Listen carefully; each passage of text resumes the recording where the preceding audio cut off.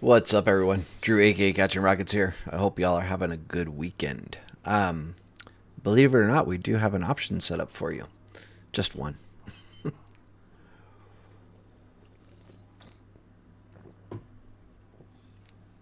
Friday was wild. I was not expecting this at all, obviously, based upon what I was looking for. Um, Absolute insanity. Yeah, I don't even know what to say. Just craziness. I'm going to start deleting some stuff. Um, Too much stuff.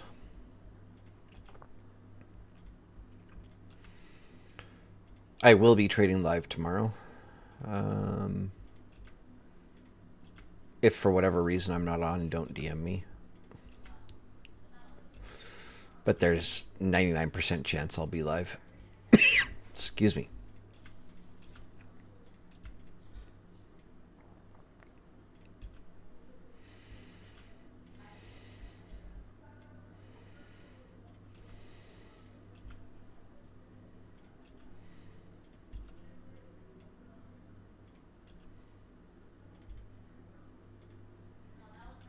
So much to erase.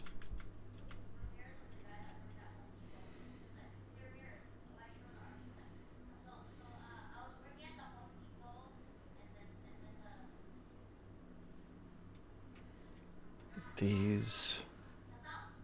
Yeah, I'm good. This is old. Gone, gone, and gone. All right.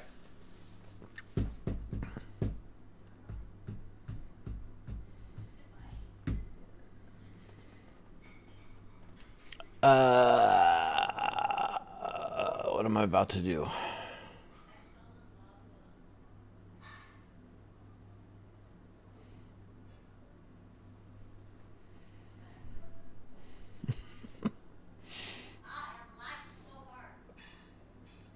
Okay.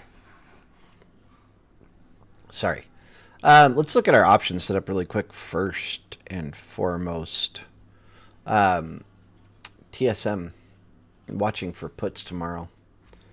Below 231.55, I want to grab puts. First trim would be $230.24. Second trim, 229.23. Third trim, 228.42. Close at 227.51. They probably actually want to come down here somewhere to 223 ish, but I'll get out here. So that's the one I'm watching for tomorrow. Let me.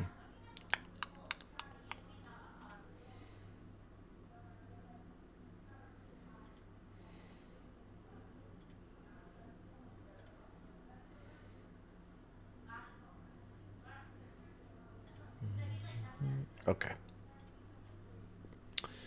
Alrighty, let's get to charting.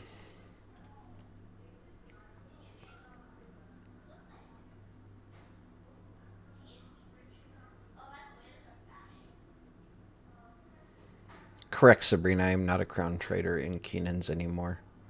Um, I wasn't good enough, so they kicked me out and demoted me.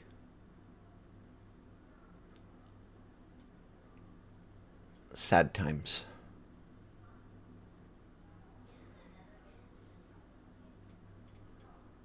Very, very sad times.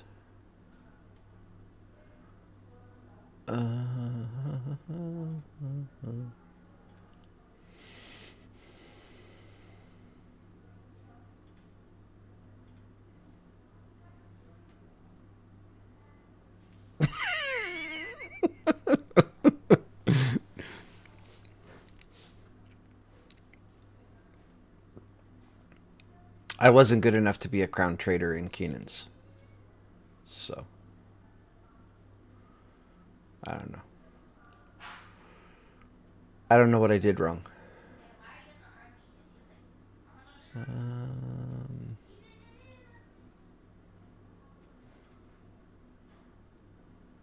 All right. So the real answer is Keenan created the Dean's List crown traders, right? And then you have your regular crown traders. I was moved to the Dean's List, meaning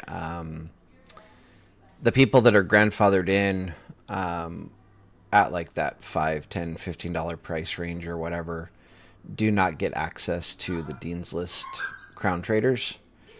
And you have to upgrade if you want to get access to those people. And at first, I feel like I've talked about this a lot, but I guess we'll talk about it at least one more time. When they first made that decision and moved me, I wasn't very pleased about it because, I mean, the main reason was the crown trader role was originally made for me. Like, it was literally made for me. And the reason was people wanted to be able to go to one place and see what I was saying or see what trades I was looking at, see what I was calling out, so on and so forth, or be able to look at screenshots of my charts, things like that. And so, like, it was a clear, concise place to find my posts. And basically the complaint was, like, if I posted in calls and puts, it gets lost in the mix and it's hard to find stuff. So when they first moved me, like, I was fine with it. It's Keenan's Discord, like, you know, so it is what it is. But I reached out and I was like, hey, like, now I no longer have like a clear, concise place to put it where everybody can see it.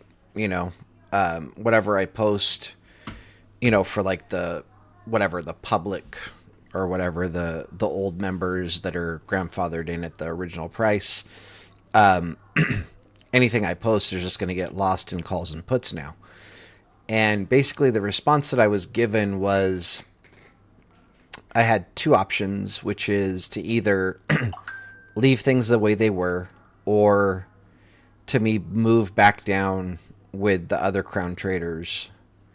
And then they basically just told me, but just so you know, Keenan handpicked you to be moved up to the Dean's List. And I was kind of like torn because, you know, I respect Keenan. I respect his decisions. I respect that it's his Discord. And I was also torn in the sense that I feel like it's best if I have a place where I can post things and they don't get lost, you know, in the general chat. But since this was Keenan's wishes, and like I said, he hand selected me, I said to just go ahead and leave it the way it is because that's what he wants, and I'm going to respect what he wants. It's his Discord. So that's kind of where things are at. If you do upgrade, they've made some changes in that it's been made to be like exclusive where people can actually talk to me in the channel. I was also concerned about this creating like a lot of spam and like, again, like the things that I'm posting getting lost in the mix. But really, it seems like, you know, people are using it pretty selectively. And you can see like most of the posts are my own, and every once in a while somebody will ask a question or say something. So I guess there's just more exclusivity. And I guess like more of a, I don't know what the word to use is, but he's trying to create like a, what's it called? I guess a more hands-on approach type thing where you can directly communicate with like the crown members that you want, if that makes sense. So that's what's up with that. As of right now, we have 2 weeks in a row that we can draw SIGs off of. I'm kind of more interested in the monthly. even though we don't have a new month yet, I feel like we're going to be pretty bracketed here. What's up, Nora? How you doing?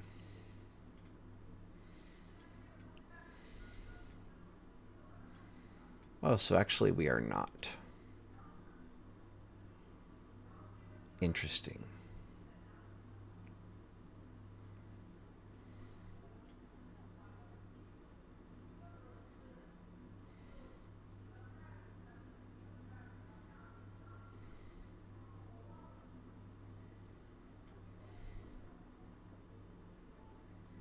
All right, let's go back to our weekly. Draw our SIGs. And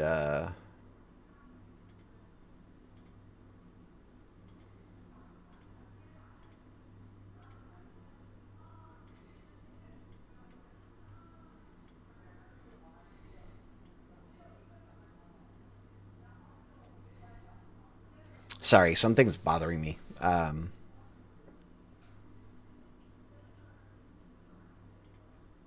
And basically, I have something on my mind, and I'm trying to put it out of my mind. And I'm not doing a good job of putting it out of my mind.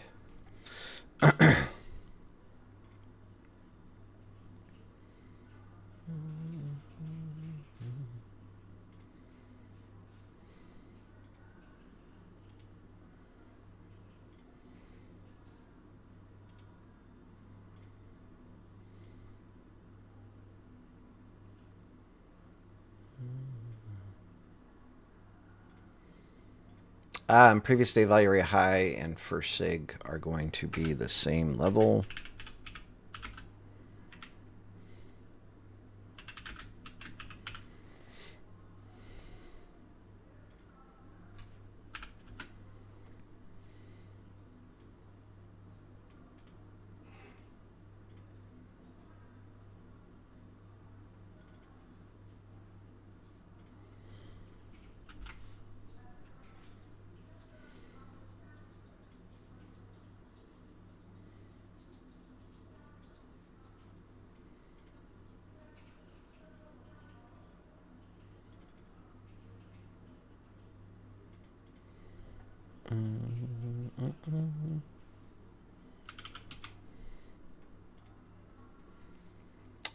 Pretty surprised this is bothering me right now.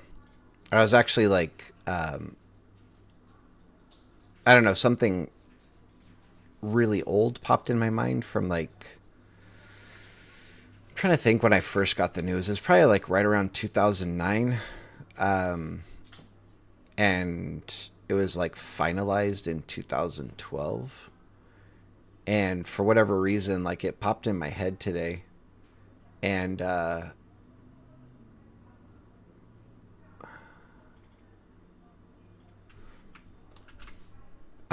so anyway, before I went live, I was kind of looking into it, and I thought I was okay when I went live, and now it's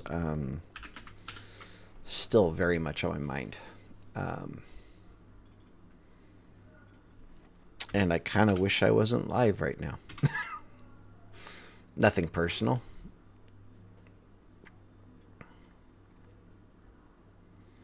I'm going to go ahead and combine these two levels here as well.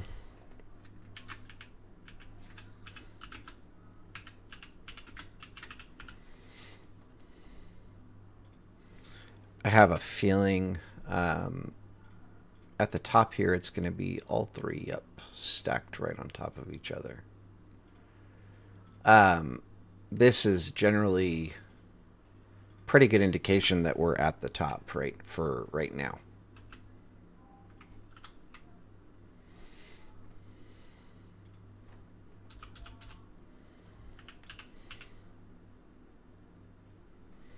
Oh, no, no, no. We're not going to do that. We'll get through this. I'm just deciding if I want to talk about it. I probably will.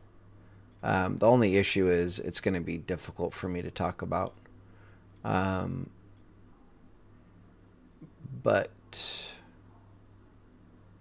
that will probably happen. And we'll just do it at the end. That way that people that are interested in the charts can be here for the charts, and the people that are interested in the charts and my life can be here for both. That's our levels. Let's zoom out. So basically, they've really done kind of what we were expecting. This is our flag. The real question now is, do we go here? So far, they came really close to invalidating this flag, but as of now, it's still valid.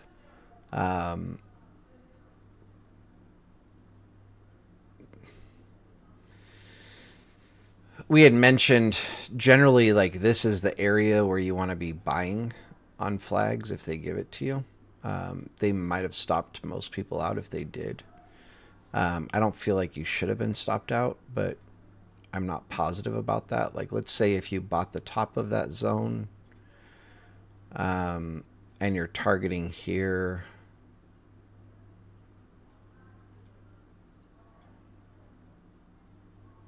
Yeah, so even if you're targeting, like, even if you're trying to go for a like straight up 2-to-1 risk to reward, you shouldn't have been stopped out. If you're knowing like your stop loss should be slightly below the 50% retracement, that way if they do a liquidity grab, you'd want your stop loss to be like something like this, where you're getting 2.6 to 1 risk to reward. And basically just in case, they tried to fake out retail, that would be what you're looking for, So yeah, even if people did get in at the golden pocket, they shouldn't have been stopped out. But anyway, I mean, this is just an insane candle, right? The only kind of sketchy thing is they kind of formed a double top and rejected from there. So they were looking super bullish all the way up to all-time highs, and then we rejected down from there. They did create a new all-time high, but ultimately it was just like a peak above all-time highs and then quickly fell back below.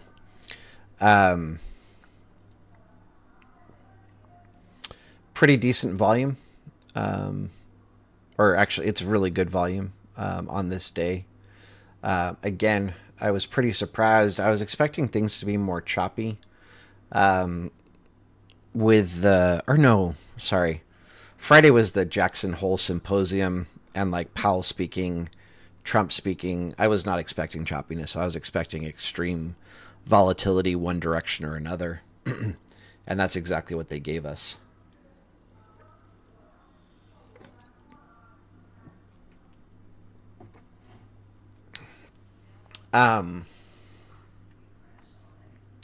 So there's that.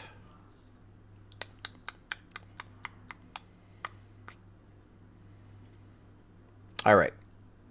Take a look at what ES is doing. We opened. So they actually gapped up over the weekend. Right? We closed here. And we gapped up and opened here. They did a little spike up and then sold off. And right now we're below Friday's close. But this could just be like a bear flag. Let me see. What's probably a good time frame? That's not a good time frame.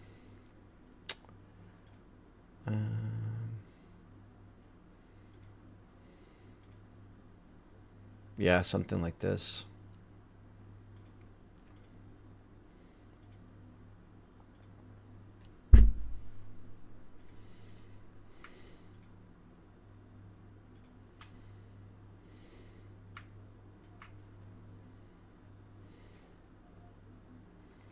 Targeting 64.75.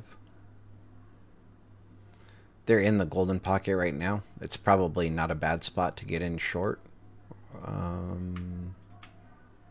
Oops.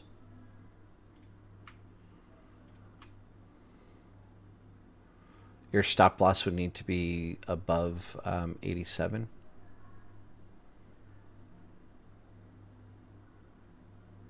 Like 88-ish. You're risking 4 points. I just don't like that they're kind of trying to peek above here.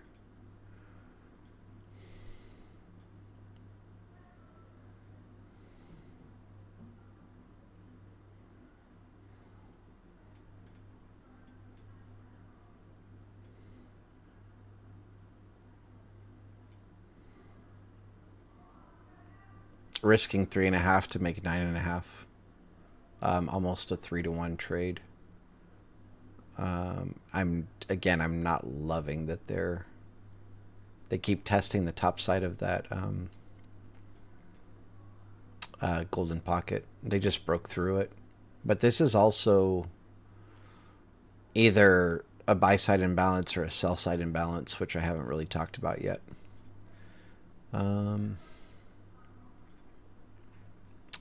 This is to be determined.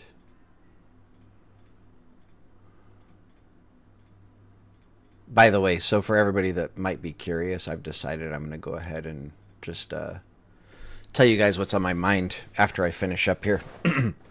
I would suggest, like, I'll give this warning kind of before I do it, but if you're sensitive, I wouldn't hang out. Or if you're, like, you know, easily bothered or whatever.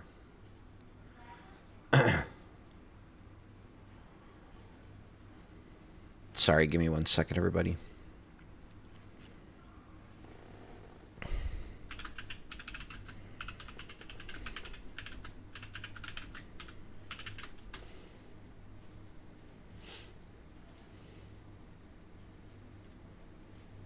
Okay. Yeah, so I'm going to just straight up say what I'm going to be talking about is, I would assume, like, the average person would not want to hear about it. It's pretty, what's the word? Thank you, Nora. I appreciate that.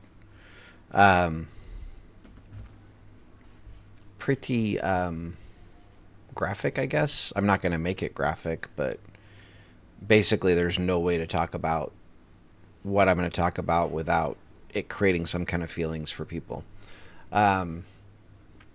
Anyway.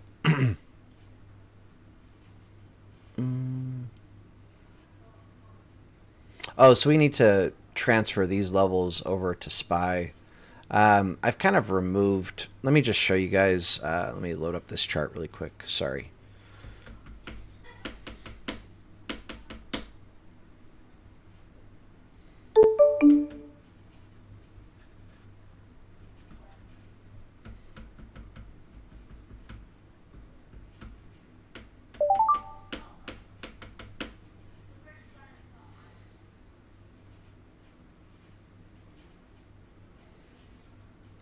All right, let me pull this up here for you guys. And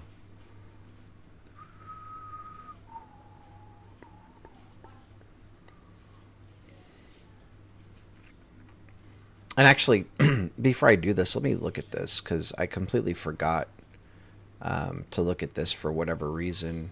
Our imbalances. Oh, we have one up here.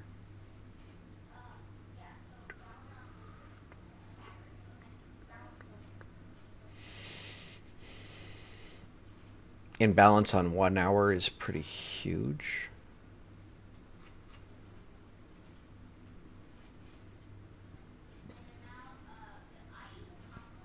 So, of course, we created an imbalance down here. I don't really know that it matters too much. This is going to be our single prints as well. 415 to 418.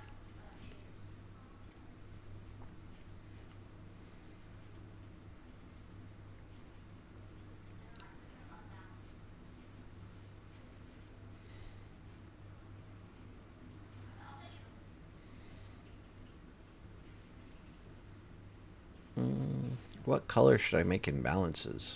Blue. Let's do blue.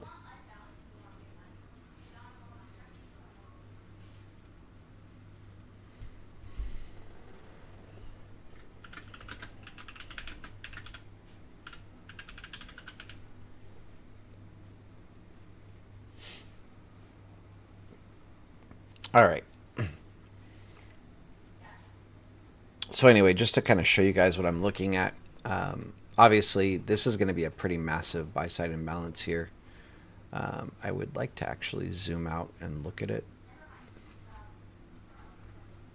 It's kind of annoying how like zoomed in you have to get to be able to see these numbers. Oh yeah, this is a huge one. So these are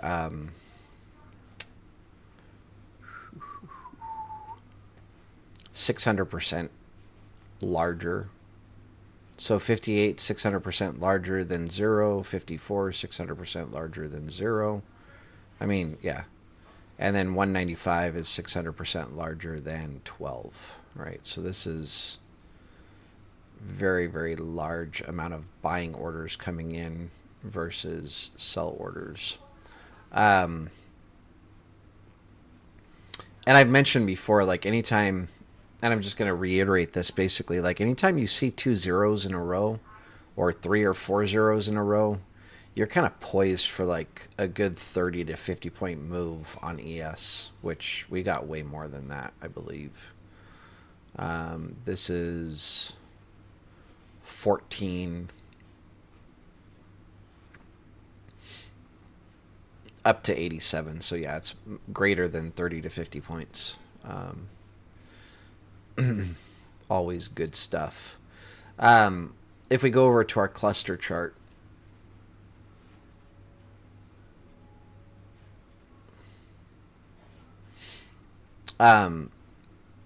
this happened too fast to really create a lot of orders, and there's really just nothing. I mean, we did have this, right? And if we drag this over, we had this buy side imbalance, I think it was, or was it a sell side? It looks like it's a sell side, right? But that's where they decided to bounce from Friday morning. So pretty wild. We want to delete this and this.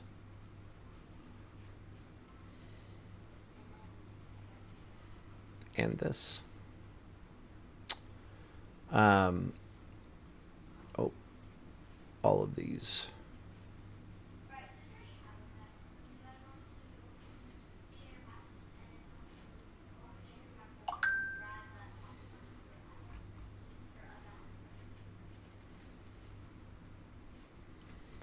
So, we do have that imbalance, and then if we look, gosh, what's going on?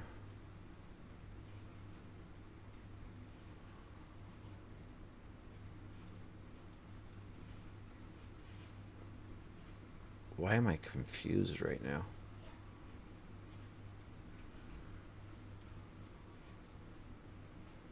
Oh. I'm like, this doesn't look right.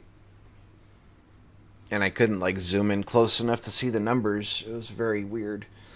Anyway, if we zoom in from here, we can see there's an insane amount of orders traded right here at 64.84 alone. There's 55,000 contracts. There's a cluster here and here and some here, but this is going to be the main area that we're interested in. Obviously, though, we know if they break through and come up to here, we don't want to get stopped out, right? We got to give them space on this, but that's if this ends up being a sell side imbalance, which I'm pretty sure it will be. We still need that either 30-minute or 1 hour candle below or 30-minute or 1 hour candle above. But I'm sure we'll have that before the morning comes around. But I just wanted to kind of show you guys the level that I'm watching and why I'm watching it. And so with that said, I'm going to close these charts. That way I can see the chat. And we'll transfer that number over to SPY. So here, it's basically the 12 p.m. candle.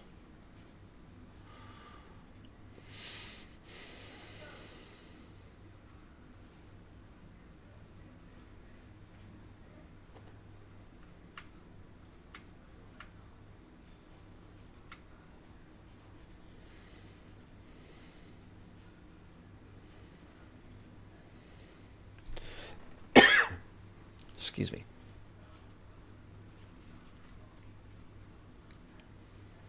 All right, and we're going to mark this one yellow as we do not know if this is buy side or sell side yet.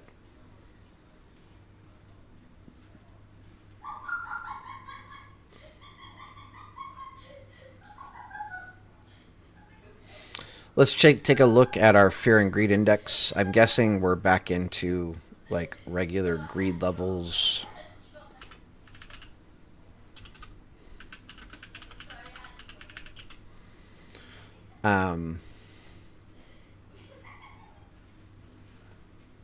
So we should be like right here somewhere. Yep.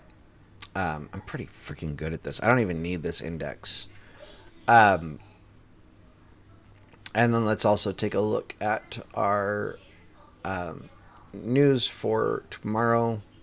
Not really much going on. 30 minutes after the open, we have new home sales, which definitely at times gives us volatility. Definitely something to be aware of when you're trading. But it's not generally like that big high impact. It's a medium impact. But I have seen it give some big impacts sometimes. Tuesday, looks like we've got more news happening on Tuesday.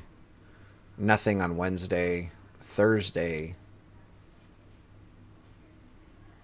we've got some stuff, mostly like hour before the open, 30 minutes after the open, and then later in the day, there's a little bit more. And we got some stuff Friday, an hour before the open. And some stuff 30 minutes after the open, basically. So news is not going to be too much of a worry.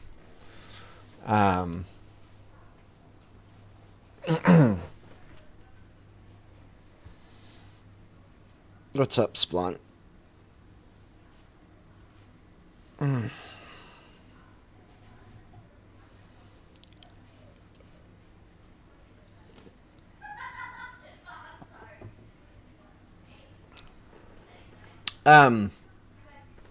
So I'm really kind of anticipating this to be a sell side imbalance, but realistically, this whole area here, I'm going to be looking to be in puts.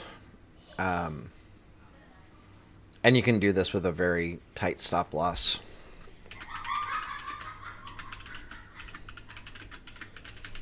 There is a chance that, they keep pushing after Friday. And if they do that, we kind of want to see something to this effect. But again, the issue is we don't have levels up here, right? So if they do this, we want to get in on the retest and then close, depending on if it's a strong high or a poor high. If it's a poor high, we can close at equal levels. If it's a strong high, we need to close before it, right?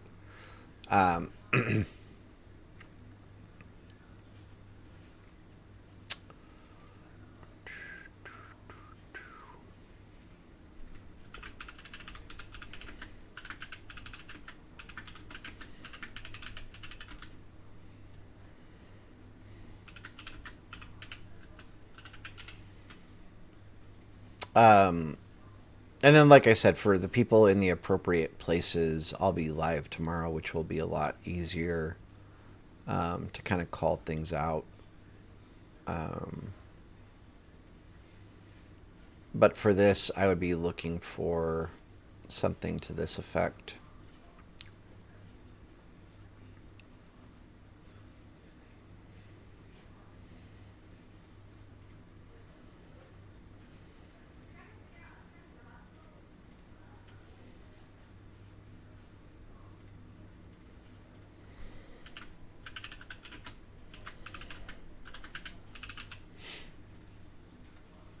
I think there's actually kind of some possibility of some choppiness tomorrow.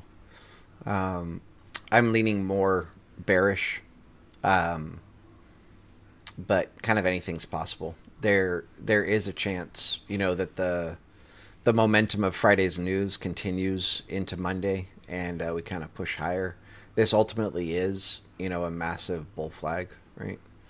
Um, but there's also the possibility that people start taking profit and things sell off down from here. With that said, I'm going to go ahead and post this over in Keenan's. Um, Shorty would be live um, in about an hour and 10 minutes, and he's going to be going over an update on futures and what he's seeing. Um, I'll give everybody a minute to ask questions, and then I'll go ahead and talk about what's bothering me.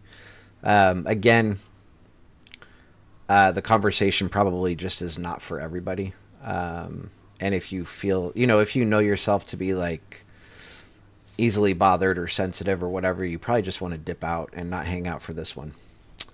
It's actually that bad, believe it or not.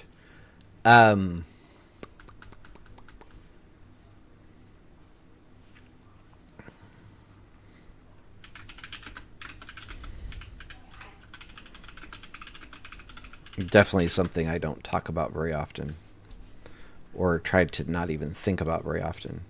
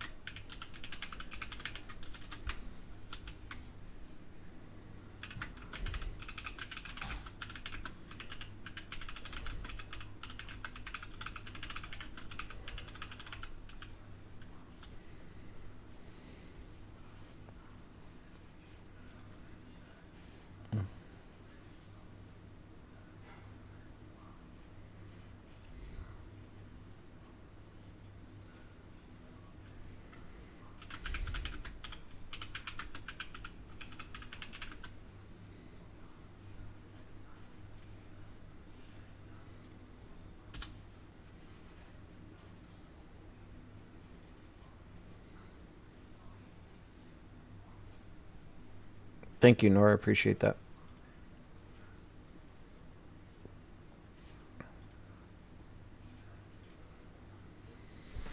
All right. Doesn't look like there's any questions. What I'm going to talk about.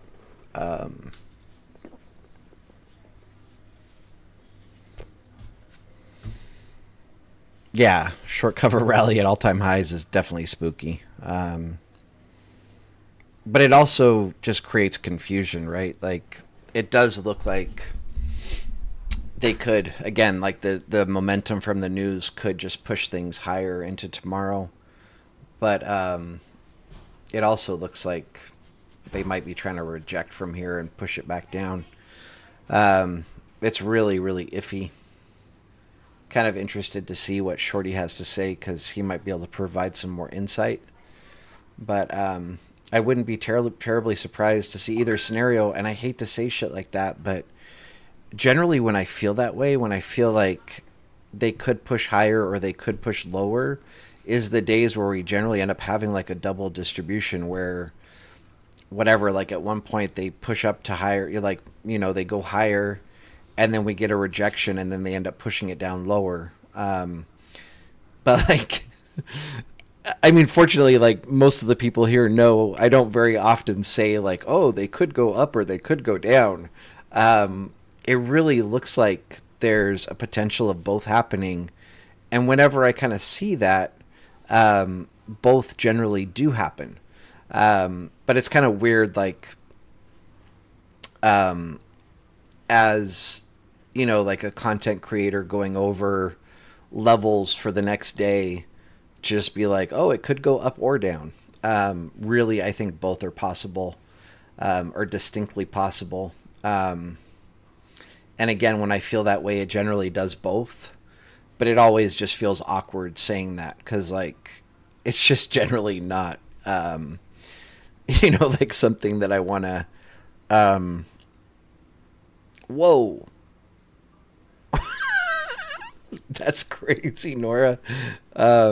I don't know how you know that, but yeah, you're right. So yeah, anyway, just kind of wild. Theo, Shorty goes live in this channel, the one that you're on right now. So I'm gonna call it here as far as the, um, like my wife watches this channel sometimes, and she's gonna be curious how you know that information. Yeah, it's kind of scary. Um, if you said it was tiny, she'd be like, "Oh, like okay, she doesn't know. She's just guessing."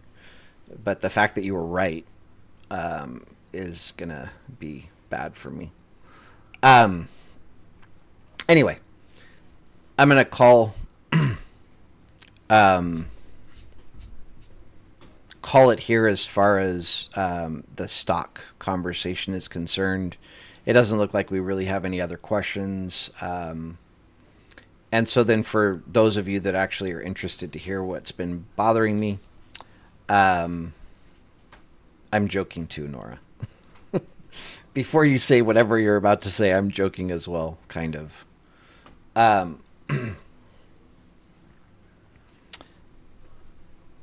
Basically, like, I'm just going to chill for a second and give everybody a chance to log off that doesn't want to be here. Um, I'm trying to think of the best way to put like a warning on what I'm about to talk about, and I guess the best thing I could say is it involves like child abuse. It's not anything fun. Probably nothing anybody really wants to hear about. And I'm going to be kind of vague when I talk, but that's what's bothering me. So, um, just craziness. Um, anyway, so for the people that are not interested in hanging out for this, thanks for tuning in. As always, much love, much respect. Peace out. And I will see you guys tomorrow. I'll be live. Um, Again, for the people in the appropriate places, I'll be live. Shorty's Discord, I'll be live in the voice chat. Everybody else, I'll be giving out a Zoom link. And then for everybody else, I'll try to call stuff out, in chats, calls and puts chat when I kind of see things or whatever. That's kind of a little bit harder to do, but I will do my best. Um, so for the conversation part, um, it's pretty wild, but basically, long story short, I got married young, had kids young, and about 4 years into my marriage, my wife started getting high and like drinking excessively, and also started cheating, right?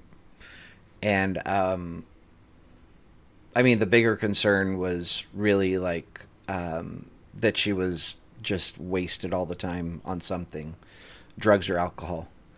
Um, so anyway, initial reaction was to try to get her help, to try to get her, into some kind of sobriety program or whatever. But she wasn't interested. So my next move was to leave her and take my kids. And then a lot of people won't know this, but I mean, it took a few years, but or it took about, I don't know, 3 to 6 months, and I was given like temporary custody of my kids. And then a few years after that, I was given full sole legal custody of my kids. My ex-wife had visitation, and she never really exercised it. For a long time, she wouldn't see the kids, whatever. And then she started living with her mom, and she was doing better. And she would see the kids every once in a while. And one day, I don't even remember what year it was, but she took my kids for a visit. Was supposed to have them for a few days, and then she never dropped them off. And I,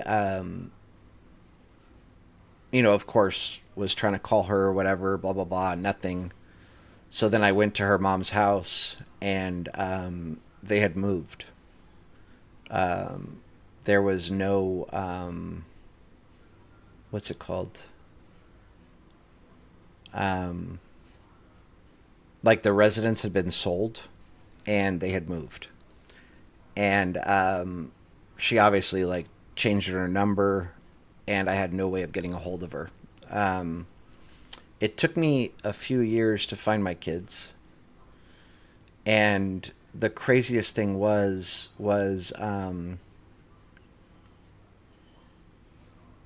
I guess this part's probably my fault.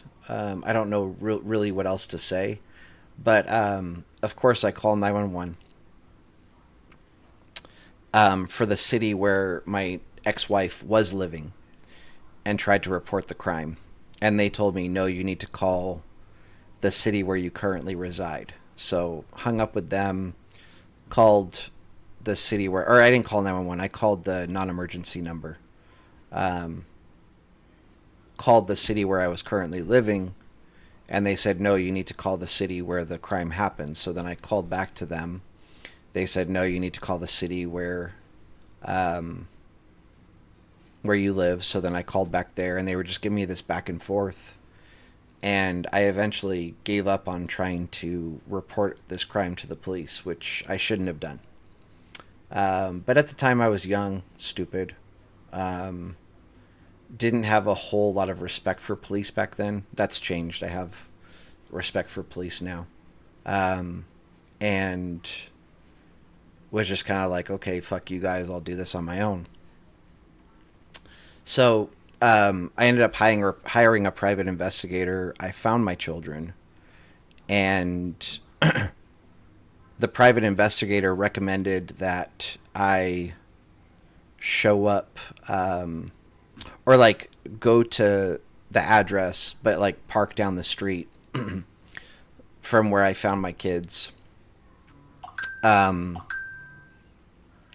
Bring my what's it called? My the judgment from when I was given full sole legal custody of my kids with me. And once I get there, again, call like the non-emergency line, have the police come out, show them the order, and basically take custody back of my kids. And when I did that, I guess I screwed up. The court order was like several pages. I want to say it was like 4 pages, and I guess I only grabbed 3 pages, and like the final judgment was on the last page, and I didn't realize it at the time.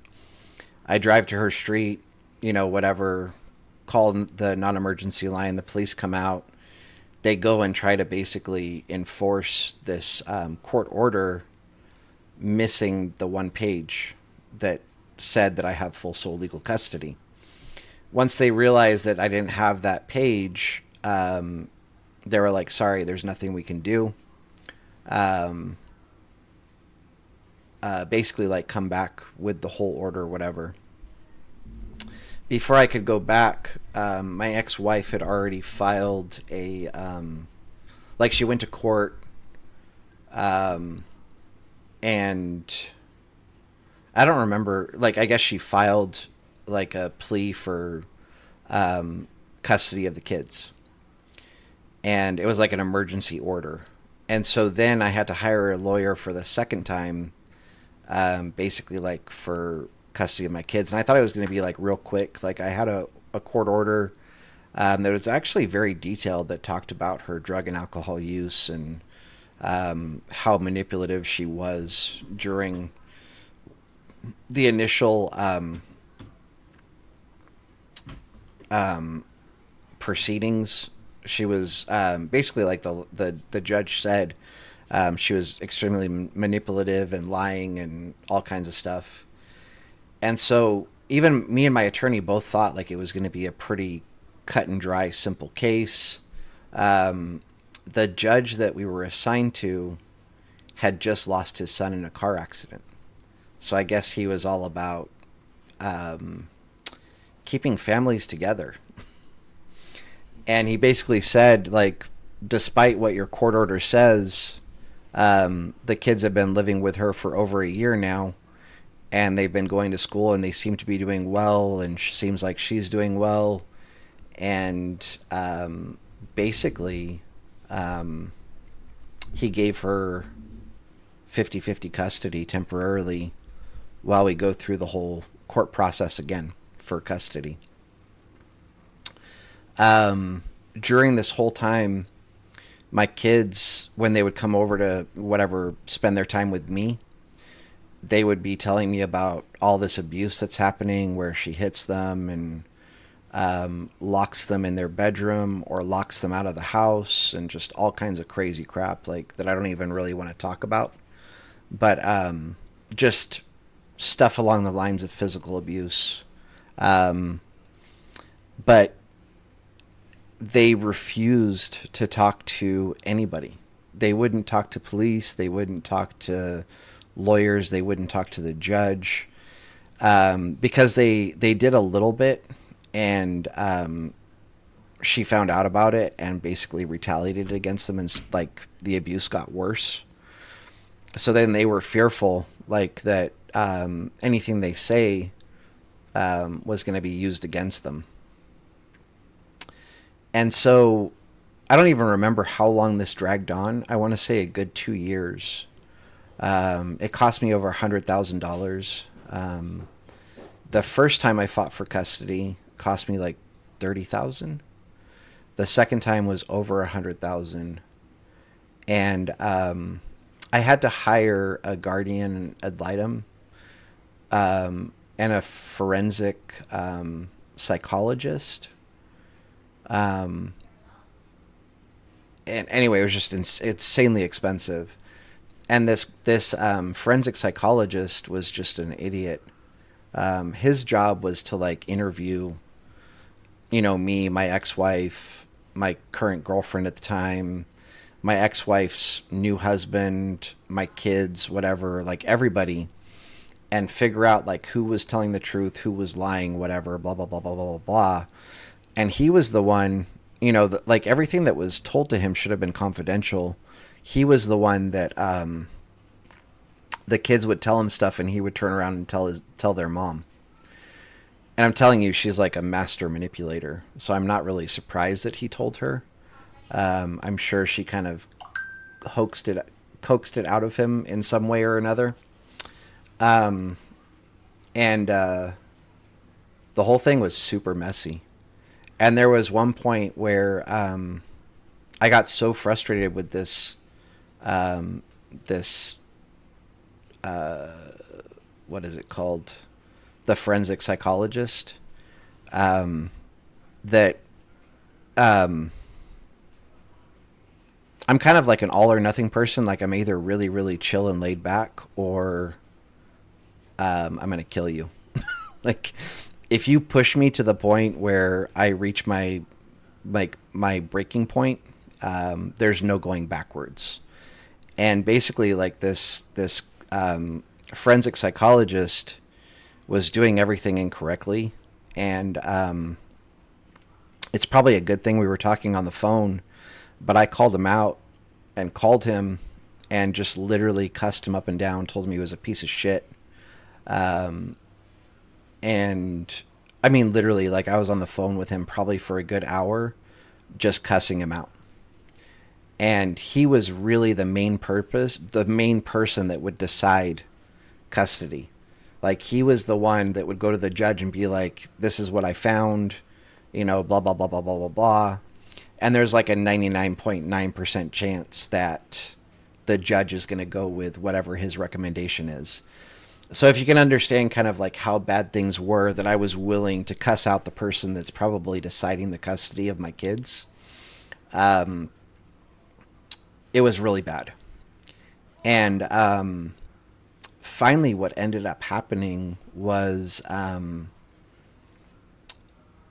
so my ex wife's, everything hadn't changed. She was still heavily into drugs and alcohol, passing out, um, getting so either high or intoxicated that she would just literally black out and not take care of the kids and whatever else. And but the kids were not revealing any of this to anybody.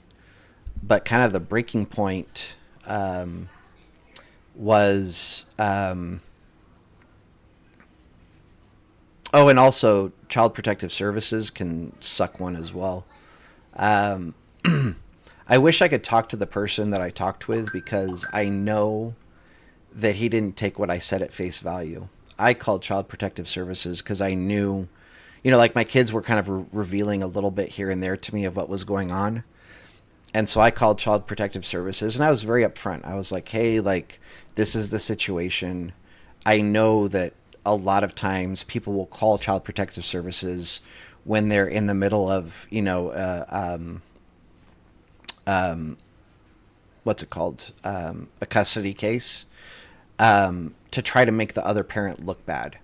But I was like, I promise you that's not what I'm doing. I am genuinely concerned about my children. Please look into this, whatever, blah, blah, blah, blah, blah, blah, blah. And it seemed like very quickly, the reply from Child Protective Services was there was nothing malicious going on, right? Um, and anyway, even the guy on the phone, I could kind of hear in his voice, and he made some comments that kind of indicated that he thought I was full of shit, and that I was just trying to make the mom look bad. And anyway, like I said, I wish I could have a conversation with that person, not like out of anger or like wanting to be like, see, I told you so, but a conversation with that person. I'm sure he's retired by this point, but because he was a little bit older, but I wish I could just have a conversation with him back then to be like, hey, like, see, not everybody that calls in that's in in the middle of a child custody case has malicious intent. Some of us have genuine concerns, and some of us are correct, like that there is bad stuff going on, and maybe you should approach every single case, with the same whatever glasses on, of not like like having this idea that maybe the person's just trying to make the other parent look bad, right? It wouldn't have done anything for my kids, but maybe it would have helped other families in the future that he dealt with, if that makes sense. Um, anyway, so the final kind of breaking point was um, my wife and her my ex-wife and her new husband ended up getting into a massive fight. And I guess she loaded the kids into the car and was drunk at the time and drove them to her dad's house. And her dad was a major alcoholic. Her brother was a major alcoholic. And she was also major alcoholic. Or actually, let me take that back. Her dad was a major alcoholic. Her brother and her were both druggies / alcoholics, right? Um, anyway, while they were there, I guess there was a big fight between her and her brother. Hey, Triple G. If you're just tuning in, talking about some pretty like crappy negative stuff involving like child abuse and stuff. So if that's not something you want to hear, you might want to just rewind and watch the beginning of the video where we're talking about the charts and everything.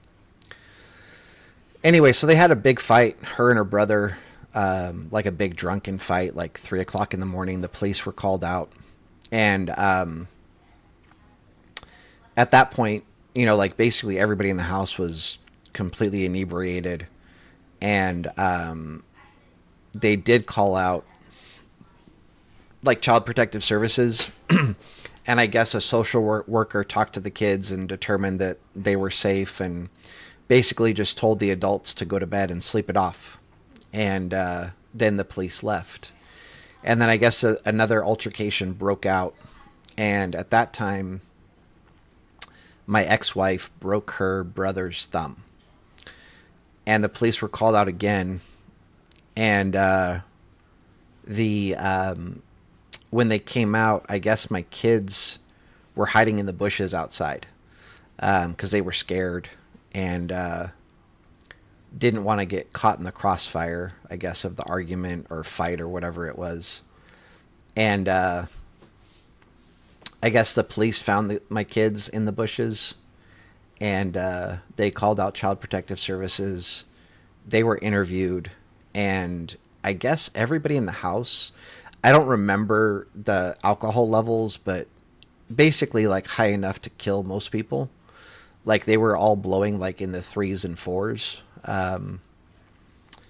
And I think one of them was like 2.4, and my ex-wife was like 3.8 or something like that, and her dad was like 4 point something.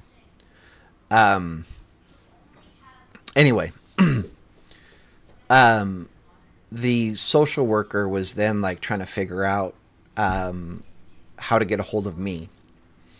And my ex-wife was saying, oh, you won't be able to get a hold of him. Like he works on like offshore oil rigs or something like that. Like some crazy ass story. Right. And anyway, I guess like a few hours later, you know, like as they're trying to figure everything out, the police and this social worker were there for a while. My oldest son, I'm trying to think how old he was at the time. He was like 7 or 8. Told the social worker, that's not true. My dad works at a hospital. And I don't remember, again, this is back in like 2007 or something like that. So I don't remember exactly how much information he gave them, but it was enough information that they called the hospital that I work at, were able to speak to somebody that was able to give them my phone number. So I got a call at like 6:30 in the morning from a CPS social worker telling me, hey, can you come pick up your kids? And I was like, yes, what's going on? And they kind of gave me like a short story. And I was just like, are they okay? And she's like, yeah, they're safe. They're okay. But, you know, there was a big fight. And basically, to come out and get them. And I was like, sure, I'll be there, you know, in 30 minutes. Santana, this is the tip of the iceberg, believe it or not. Haven't really got to the really bad part. The really bad part's really, really bad.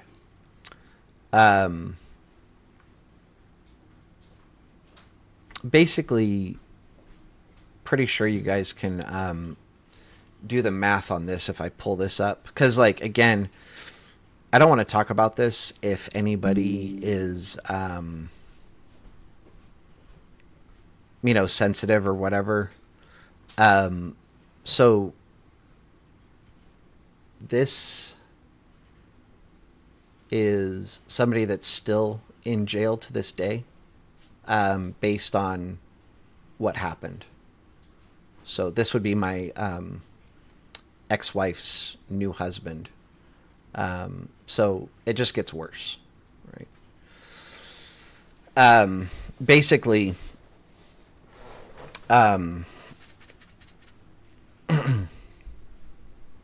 anyway, I went and picked up my kids, and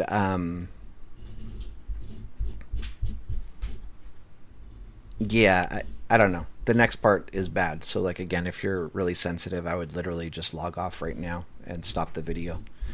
But I'm going to share it with you guys. And it's not going to be easy to talk about. But basically, I picked up my kids, and then I thought, like, oh, thank God, like all of the worries are over. This should be enough to show the judge, like, hey, these kids do not belong around this woman.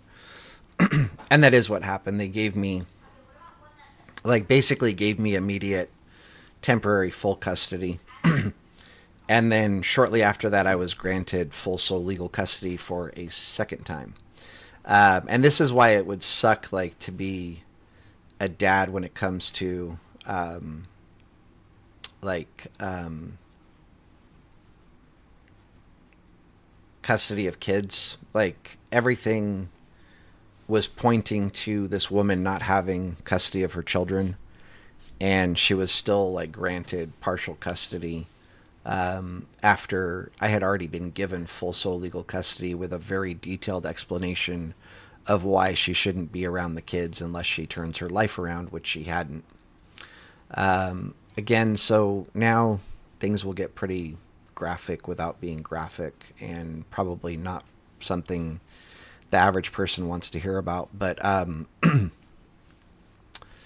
had a friend over one day, and my youngest son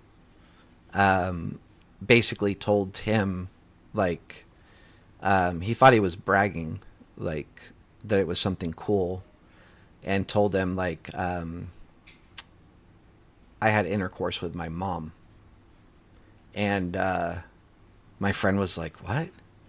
Like, and thought that he was, like, making it up because that he thought it was something that was cool. And so my friend kind of, like, questioned him a little bit and got more information and was like, oh shit, like, this isn't a joke. And so he basically, like, pulled me aside and told me what happened. I talked with my younger son about what he had said, and he basically confirmed it. And then basically, like, his mom would get inebriated and black out, and then her current husband was facilitating that. And then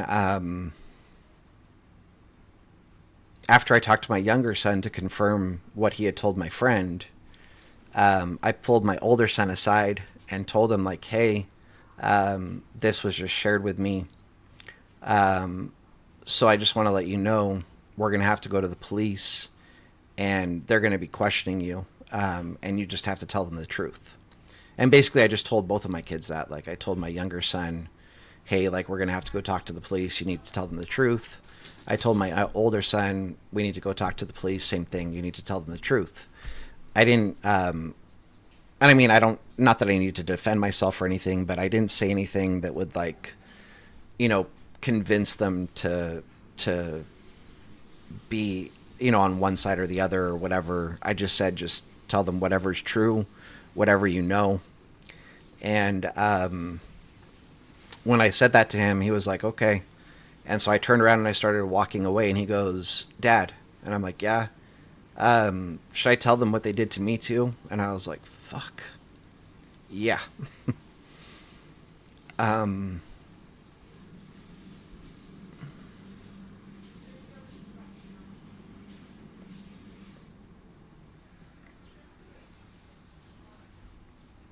Sorry.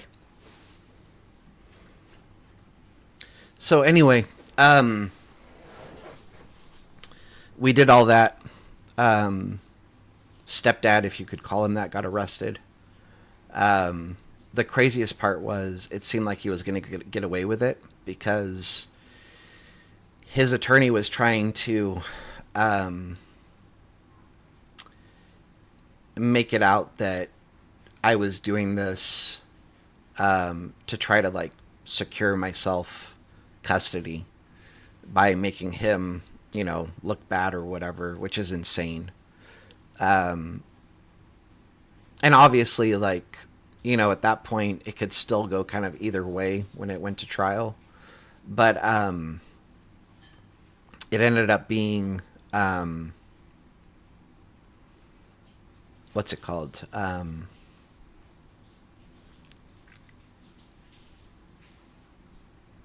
Sorry. What ended up happening, fortunately, was he had children from another marriage, and I guess I don't remember. I think it was 4 children, and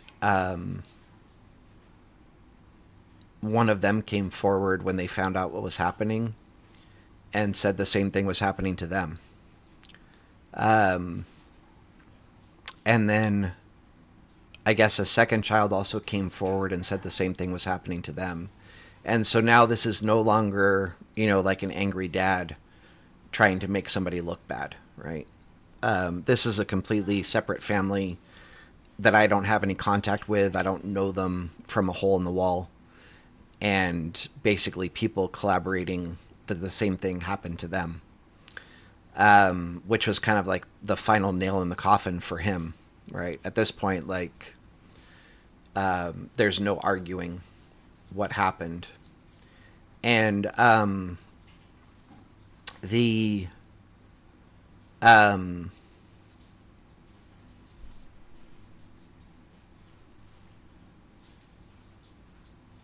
anyway, so still very difficult. Like, we all had to go to court and testify against him. My kids had to go to court and testify against him and talk about like really horrible things. And the judge at the time, he was elderly, like late 60s, early 70s, said this was the worst case he had ever had to officiate over, or whatever the verbiage is. I don't know. I don't remember the exact sentence. I mean, I could look it up, but I think it was like 4 counts. 4 counts of life without the possibility of parole, and not to be able to be served consecutively. So he was looking at, like, at the end of the day, it was like 120 years in jail. And he was like, I want to say in his early 50s at the time, or late 40s, something like that. But what's weird is, like, when he was incarcerated, I was contacted and just kind of told, like, hey, you can sign up on this website. And that basically, like, if anything happens with him, like if he transfers from one prison to another, they'll contact you and let you know. If there's a parole hearing, they'll contact you and let you know. Or if he's released, they'll contact you and let you know. Or if he passes away, they'll contact you and let you know. And I kind of thought the only possibility was for him to pass away behind bars. But I happened to, like, look him up a few years ago, and it was saying that he had, like, a parole hearing January of 2025. And for whatever reason, today that popped in my mind, and so I looked him up again. And this was just shortly before I went live with you guys, because if he has a parole hearing, I want to make sure that I'm there, and I want to make sure that I make a statement. And the main statement would be basically that my children, my older children, have never recovered. My oldest son has an extremely high IQ, but he's very introverted, has no ambition or motivation in life. He did like 1 year of college and got like total straight A student, 4.0 GPA, without studying, because he's just super intelligent. He doesn't need to study. And then he just kind of dropped out of college and just stopped because he had no ambition. And he still just kind of works like shitty minimum wage jobs, and is constantly struggling with mental health issues. My second son, he's 26, kind of the same thing. Very intelligent person, always self-sabotaging. Every time something in his life seems to be going well, he does something to make sure that it doesn't go well. And like the best example I could give you guys is he got a interview for to be a flight attendant, which would have been a cool job for him because he would get to travel and the pay is pretty good. And he went to the interview. I don't remember how many people were there, but I think it was like at least 60 people. And they were only hiring 4 people. He got hired.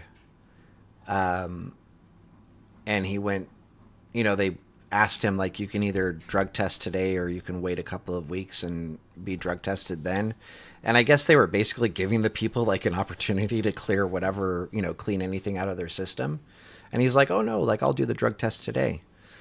And I guess in celebration of getting the interview to be a flight attendant, him and his buddies went out and partied and he smoked weed. So of course he popped positive for weed. And so now, as a result of that, he's not able to work in any DOT job. So like he couldn't even be a truck driver. And just everything that he does, he was going to school to be a respiratory therapist. He was doing really well in school, getting good grades. Like I said, he's very intelligent. And he sabotaged that. And got kicked out of the school. So now he has like, school debt and a minimum wage job. And anyway, it's very hard to see. It's very hard to watch. But I also feel like there's a point where you have to say, I'm not going to let that shit affect my life anymore. And I'm not trying to minimize anything, but there comes a point where you just have to like put your foot down and say, fuck that,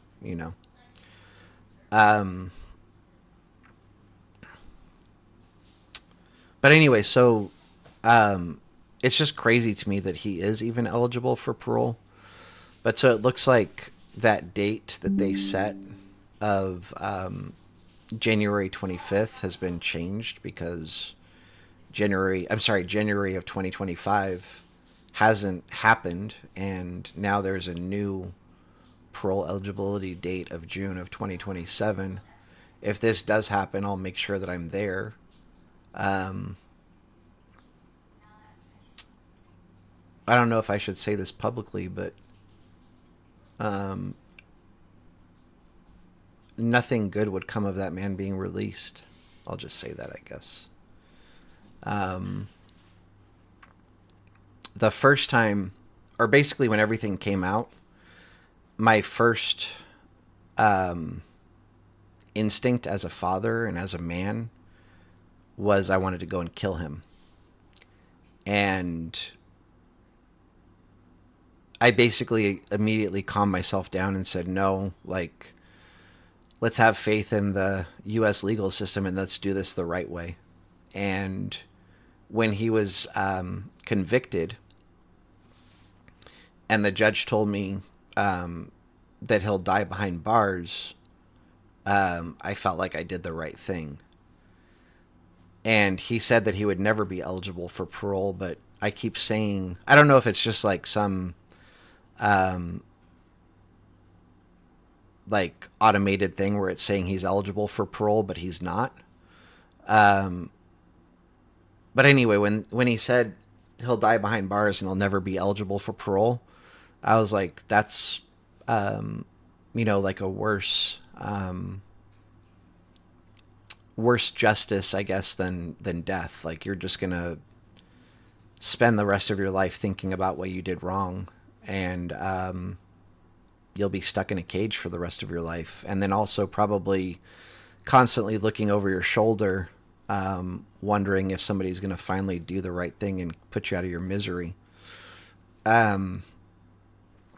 But then if there is a possibility of parole, then I guess I'll lose faith in the justice system, and feel like my initial instinct was probably the correct one. So, anyway, I don't know why this popped in my head today, but it did. And, again, I knew like there was a potential parole hearing coming up in January. So I wanted to look it up just to make sure that I could be there.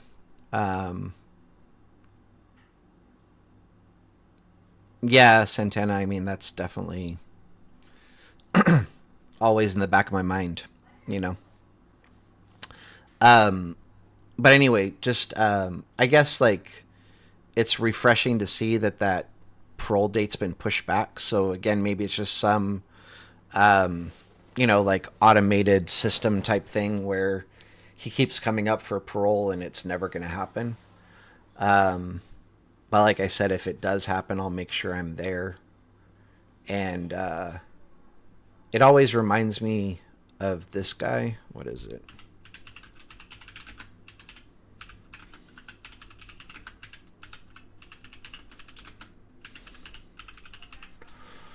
Um,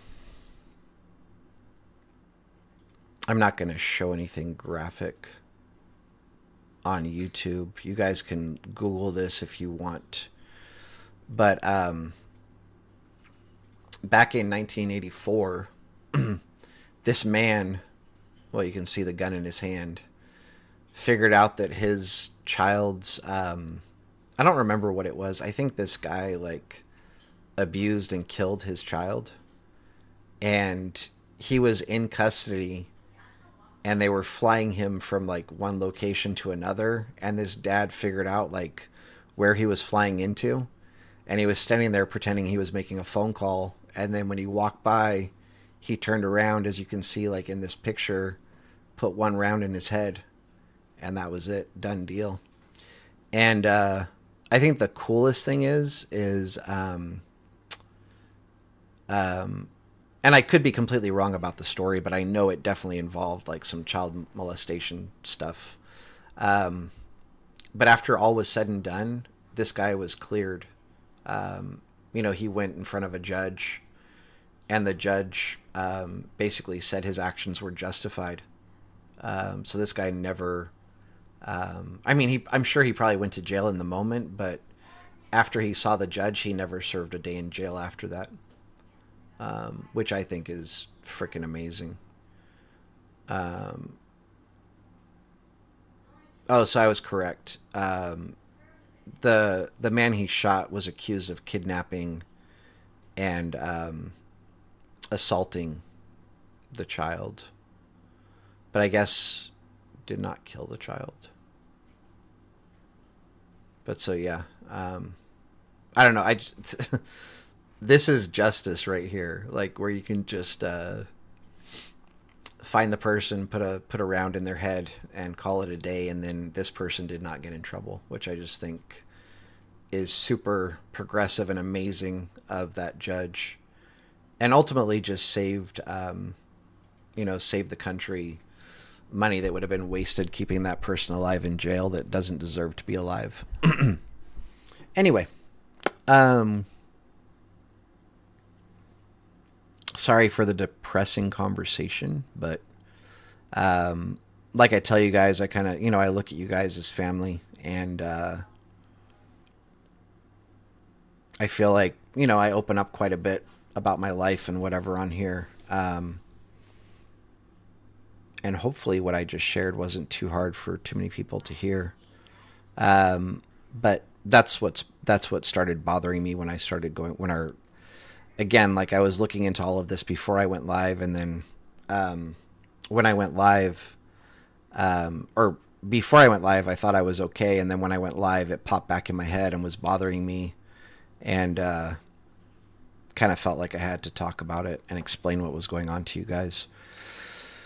Anyway, with all of that said, as always, much love, much respect. Shorty will be live in about 20 minutes with an update on futures. Looks like we're still red. And this is a pretty important level we're at.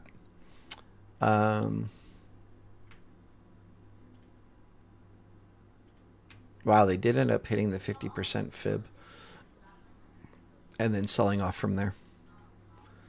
So maybe that bear flag is invalidated. But yeah. Anyway, like I said, love you too, man. For everybody that's in the appropriate places, I'll post links to Zoom, or if you're in Shorty's Discord, I'll just be live in the Discord. And I'll see you all there. As always, much love, much respect. Peace out, everybody. We will see you in the morning, or if not, we'll see you in the afternoon with an update. All right, take care. Bye.